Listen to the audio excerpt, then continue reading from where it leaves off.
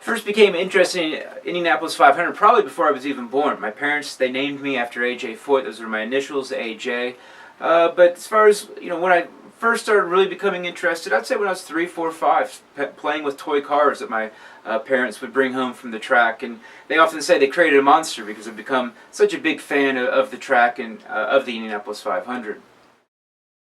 My very first race was when I was 8 years old. I was so excited to be able to finally be old enough to go. And that was in 1988. Been to the race every single year since, and sat in the exact same seat every year with my family. My first memory of the track that really sticks out in my mind is the first time I saw the cars come around on that parade lap. And so with just seeing the cars warm up their tires and just seeing these machines that just were very, very, very fast machines, but very smooth and futuristic looking at the time.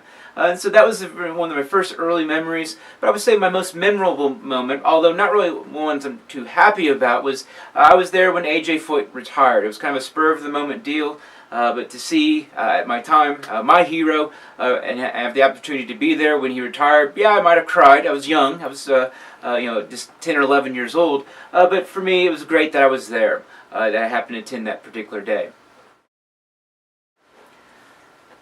I had several favorite Indy traditions, but one of my favorite that I try to do each year is I try to be there for the very first lap in practice. And so the very first person to go around, I always try to be there in the stands, attending and watching that. But as far as my other traditions, just seeing friends and family. And so for a lot of us, this is the only time we get to see each other. So we come together each May, and although we might not be related to each other, we refer to each other as brothers. Brother Clapper, for example, Brother Chico, my good friends that I see every year at the Indianapolis 500, just for those 3 weeks of the year. And so it's very much about tradition. It's about family. I've been sitting in the same exact seat since 1988, and I've been sitting there with my parents. And so that same seat, we've always been doing these various traditions as a family. And so it might be families that we've become friends with over time, but it's always, coming together, sharing, what have we been up to the last 11 months, but also enjoying the greatest day of the year. I think if I would describe the Indianapolis 500 as simply as possible, it would be community.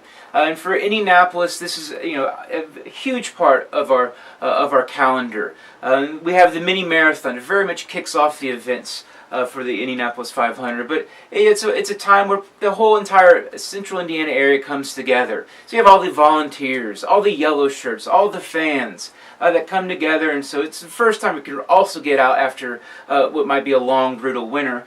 And so this is the first time for a community to really develop each year. In Indianapolis, it's very much characteristic.